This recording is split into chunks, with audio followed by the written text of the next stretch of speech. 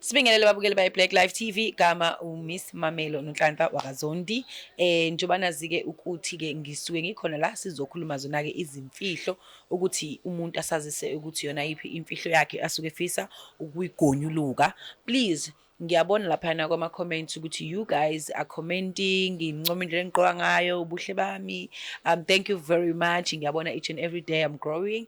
Nanokuthi-ke nje ngiyabona ukuthi inkosi yami nabaka Love ndlebele nisendile ama-hearts. Nginithanda ngothando lika Love nami. Anyway, please uma ufisa nje ukuthi ungifollowishe on social media platform, ngikhona laphayana ku TikTok uzothi nje Mamelo 1 njengoba kubhaliwe khona la ezansi. Then futhi ku Facebook ngikhona as Mamelo Mami njengoba kubhaliwe nje lana futhi khona ezansi. Then nginawo futhi no Instagram uzothi nje Miss Mamelo. You can follow me kuwona wonke lawo ma social media platforms. Nanokuthi ke ubone ukuthi ke who's Mamelo lo hleze emephambi kwenu. Namanje ungakhohlwa ukungazisa ukuthi ubani ungibukela kephi nendawo. But ke right now sivakashela usisi-ke ozosichazela-ke kabanzi ukuthi-ke yena-ke kahle kahle ithini imfihlo yakhe namhlanje. Sawona sisi njani? Yebo njani? Sikhona. Sisi imfihlo yakho namhlanje ufisa ukuzidlulisela yona yiphi? Namhlanje ngicela ngisize ngokuthi ngikwazi ukutshela ubaba ngemfihlo yami enginayo ngikade ngifihlile nje isikhathi eside. Imfihlo yakho emayelana nani? Imayelana ukuthi ngathi mangiqeda isikole ngase ngaba umuntu ofuna isikole-ke i-tertiary. So ngaya-ke i-tertiary ngayithola ngafunda. So ekhaya i-background yethu-ke ayikho right.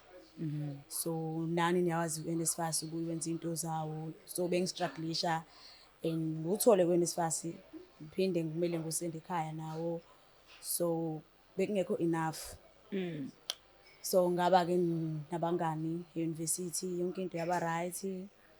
Siphume-ke siyophuza-ke sehlisa ikhanda ama-exam nani. Abangani bami-ke bebenabo abantu ama-placer nani. Mina ngangitshelile nje ukuthi into engeke ngize ngiyenze leyo. Up until ngelinye ilanga nje ngitholane nomunye ubhuti wangishela, ubhuti wangaphandle mangingachaza nje kahle. So kayeni wala ezweni. Okay. So sathandana. Singakathandani nje. Wangishela nje kahle ayikho into embi ayikhuluma. Ngamthatha as i-boyfriend yami. So sajula-ke. Wangi-enjorisha ukuthi ayikho into engiyazi angenzele yona. So kuyimanje nje ngi-right and ngiyakwazi ukufaka imali ekhaya ngizinyaka ukugcina manje. Sengiyakwazi nje ukuba support ekhaya ngisakhali ngalutho. Yonke into yami nje isi-right nami sengifana nazo zonke iy'ngane ephuma emakhayeni a-right nje. So into ebengifuna ukuyazisa ubaba ukuthi ngelinye-ke lamalanga umuntu wami wangicela ukuthi ngishade naye. Sihambe siye home affairs soshada ukuze ezokwazi ukuthi abe ngowala ngokuphelele. Sikwazi ukuthi sibe nezinto zethu like sithenge umuzi nani nje. So ngavuma-ke. So basically ngishadile kodwa ekhaya kwaziwa. So bengifuna ukwazisa ubaba lokho. Imali. Ubaba beyazi ukuthi unalomuntu noma bufihlele? Akazi lutho nje. I'm a student nje kuyena esikoleni asifundisayo. Okay. So usushadile awusahlala ekhaya? Angithi vele ngisesikoleni bengihlala eResi. So ngiyavakasha ekhaya ngokuvalwa isikole. Okay. Ngisho ukuthi ngiphila impilo ezimbili mangingala nginaye lo muntu kodwa ekhaya bazi ukuthi ngiyi-student kanjalo anti mina senginkosikazi womuntu ngala. Okay, kusho ukuthi ekhaya batsho ukuthi useResi kanti wena usuku wakho usuganile. Yes. Kodwa ngiyaqhubeka nesikole ngoba ngizinyaka wami ukugcina nje yonke into right. Kuphela nje ukuthi sengishadile-ke manje. Lo muntu uthe ubumthanda vele noma mhlambe isimo sokuthi ukwenzela yonke into? Indlela engishela ngayo ngabona ukuthi kumele ngithandane naye ukuze ngisurvive. Ngasho kanjalo. So manje ufisa ukuthi sitshele ubaba? Ngifuna ukwazisa ubaba ukuthi sengishadile and angaphathi igaba ngifoswanga. Yonke into nje ngiyenze ngokuzithandela kwami ngokubona isimo sempilo. Okay, ngiyakuzwa mina. So manje ekudluliseni lenkulumo lethu ubaba ufuna ukuthi akwamukele ukuthi unkosikazi womuntu mhlambe mengaseke kwamukelile ngafisa ukuthi mhlambe iphutha leli lenzeka ukuthi niyoshada ngaphandle kwazisa niqalele phansi mhlambe akulobole ngendlela kwenzeke yonke into kahle. Ayi besingaze sikhulume mhlampe indaba zamalobolo njengoba wazi-ke la nani nani, kodwa nje mina bengifuna ukumazisa nje kuphela ukuthi azi ukuthi ngiphila iphephile because lento iyangidla ukuthi akazi. Ngifuna azi nje ukuthi ngiphila iphephile ngalokho ethi unengane esesikoleni kanje kanje kanje. Wena njengoba umZulu awufisi ukuthi kwenziwe ngosiko lakho? Ngingafisa uma kufika isikhathi kodwa njengoba ngisho ukuthi ngoba besingakaze sikhulume angifuni kube sengathi ukuthi ngiyamphoqa ngoba ngisho ukuthi yonke into ngasayenza sivumelene naye. Umuntu wayengazi kuphela kwakuwubaba. Like ifamily yami nje bengazi ukuthi kwaba into yami naye. Ubaba mhlambe umuntu osaqhubeka ngithi mewuvakashile obviously bakuthengela igrocery ekhaya mhlambe NSFAS mhlambe awubi enough nani usakunika kodwa imali yakhe ngoba enethemba lokuthi uyafunda one day uzoba right umfuko.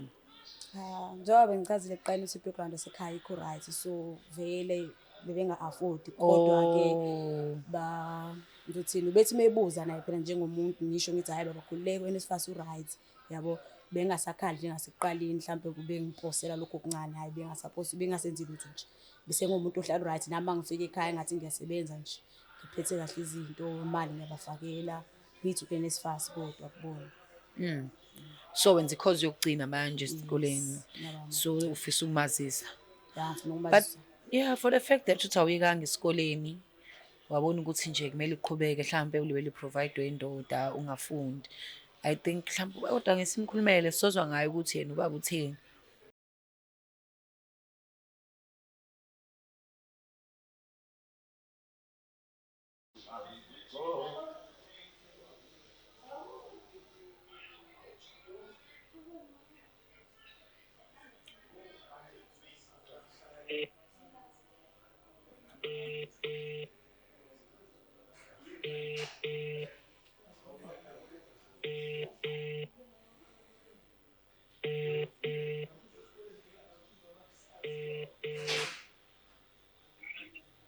Hallo. Yebo sanibona kanjani? Khona onjani? Siyaphila. Baba ukhuluma noNhlanhla wakaZondi la kwi-Black Live TV. Yebo baba, uhlelo la esisuke sikhipha khona iy'mfihlo uma umuntu engeke akwazi ukutshela siqu ukuthi kunemfihlo yakhe afisa ukuyidlulisa manje ukasebenzise thina ukuze simlekelele idluliseleni lowo myalezo. So right now sinosisi la e-studio ofisa ukuzokhuluma nawe imfihlo yakhe. Yes, usisi uthi umntwana wakho ose-varsity. Engeke ngikwazi ukudalula igama lakhe. Yeah.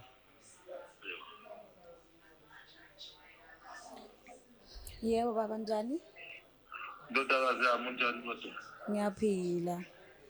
Ngiyaphila.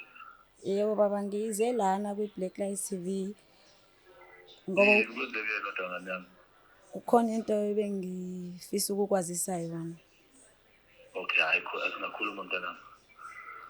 Yebo baba njengoba ubuwazi ukuthi ngiyafunda esikoleni ngangibalisa ngisanda kuqala ngishodelwa u-NSFAS ubuye ungangeni ngesikhathi. Kwahamba baba ngagcina ngithole umuntu. Yeah. Yebo umuntu engibambisene na okuyena kahle kahle engathi uyangisiza njengoba nje okuyena engathi uyangisiza kahle kahle ey'ntweni zonke nje ngoba ngumuntu ongasaceli nje bese ngilokhu ngithi u-NSFAS ongisizayo. Yeah ndodakazi. Yebo. So baba lo muntu engimtholile akusiyena owala eSouth Africa. Mhlolakele umsho nawe. Hawu. Baba? Imhlola le umsho nawe. Yebo baba kunjalo. Yeah, qhubeka. So mina naye sagcina sivumelene ngokuthi sithandane kahle kahle, so siyathandana naye. Uyaphila kahle ekhanda? Yebo baba. Yeah? Yebo baba, ngicela uwehlise umoya. Baba? Usekhona?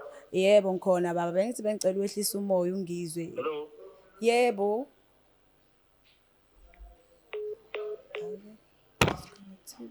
Siyaphinde sifone. Straight. Baba bengasakuzwa. Yebo baba. Yebo. Yebo bengasakuzwa. Oh, ngenze ukuthi network ngane yami. Yebo bengithi mina ngicela ukwehlisa umoya bandla kunjalo uyena umuntu engibambisene naye loyo njengamanje.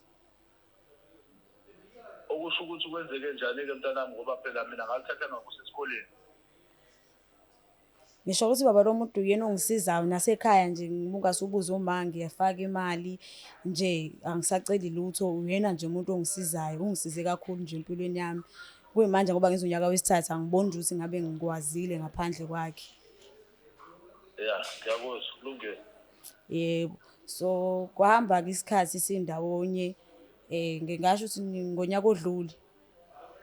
Yeah. Yebo bese ngicela ke ukuthi siye Home Affairs ukuze ezokwazi ukuthi abhilonge ngala eSouth Africa naye sikwazi ukuthi senze izinto njengoba sesihleli ndawonye fanele ukuthi nje sesindawonye. Home Affairs nowenzani Home Affairs? Yini enise Home Affairs?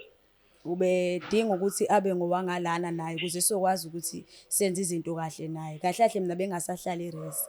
Sengihlala naye kule ndawo ayithengile kuyethu.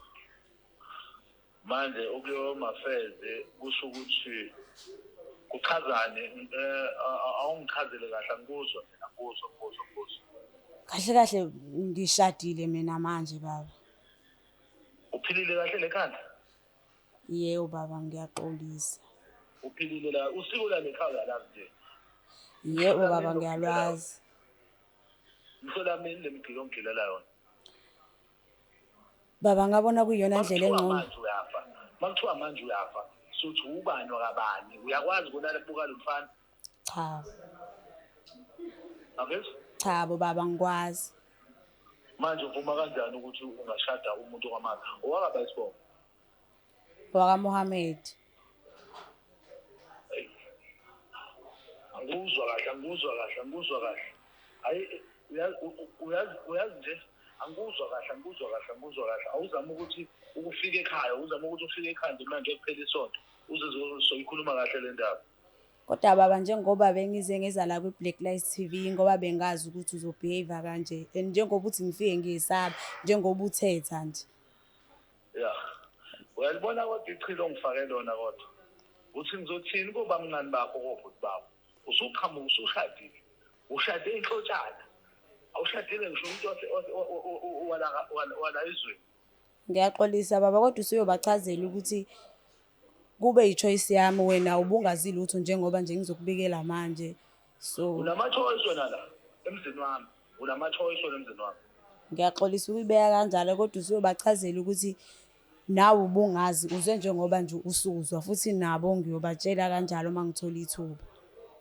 Kodwa uyangicabangela kahle hle. Uyaphila kahle la ekhaya. Ngicela wehlisa umoya baba. Nami ngangenayo enye indlela engangizokwenza ngayo. Ungiphela ngehlazo. Ayikho indlela baba engangizokwenza ngayo kodwa njengamanje ke ngiyamthanda ngingasho kanjalo. Yini ozokwenza ngayo ngitshene manje? Baba kuyafana noma ngishathiwa ngangithola umuntu wangala eSouth Africa naye ngakuzoba indoda yami ngithandane njengaye akahluke ngalutho. Ngithole ngawo. Imfundiso yami ngikususa omncane ngizozokubeka la ukhona ngithole ngawo. Yini ngitholile? Hayi kulungile baba lokho singakulungisa. Uphethe iphepha kuphela uphethe iphepha. Baba ngizosebenza nami ngikwazi ukuthi ngikondle mawukuthi lokho okukhalelayo. Angifuna ukusebenza kwakho mina. Mina bengikhulisa ingane bengazi ukuthi ngikhulisa umuntu osezilele ozicabangela yena yedwa ukuthi yena ahambe ayoshada abantu abasemazweni bangaphandle. Yini lo yenzayo? Kodwa baba njengoba ngishilo nje ukuthi konke bengikuzama ngibe ngikwazi ukuthi ngikusende nasekhaya nami ngikwazi ukuthi ngiphila ngizicabangelanga ngedwa lana. Uyicabangele naba? Nomndeni wami baba ekhaya njengoba ngisho ngithi ungabuza ngisho uma bengihlezi ngimfakile inyanga nenyanga imali namanje futhi ngisamfakile. Ungakulinge nje ungitshele lonto, ungalinge ungitshele lonto. Usho ukuthi uma wakho udla amanyala uma wakho Akuwona amanyala baba. Bye bye.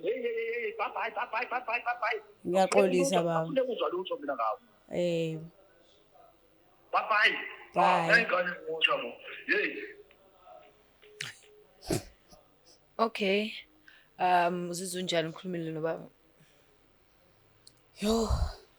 Ngazile vele ukuthi uzoba kanje ngoba umuntu othethayo vele ngoba ngizela ngize ngizocela usizo ngoba ngiyazi ukuthi bengeke ngikwazi ukuthi ngimface ngedwa namanje njengoba ethi angifike ekhaya ngiyasaba. Ngoba ngiyazi nje ukuthi kuyoshuba nje impela njengoba ekhuluma ngabafowabo nobani kuzoshuba nje kakhulu. Kodwa ke ngizimisele ukubhekana nabo ukuze ngibatshele ngalindaba ngoba akusekho ukubuyela emumva nje.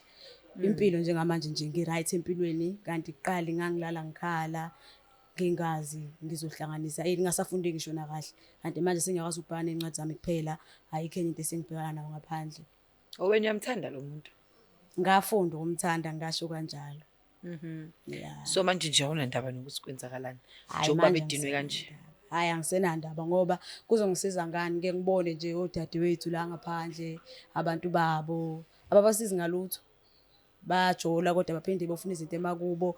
Mina ekhaya ngiyasupporta kuyimanje njengoba ngichaza nje ngiyazi kubi kubaba njengoba engithethise singibadlisa amanyala kodwa ngiyakwazi ukususa ikati eziko nami ngiyakwazi ukuthi ngizimele ngiyabona ukuthi kahle nje future bright ngalomuntu so ngeke ngisakwazi ukumyeka. Future bright. Ay, Yes. babukeli ba Black Life TV nizwele kuthiwa ifuture ibright.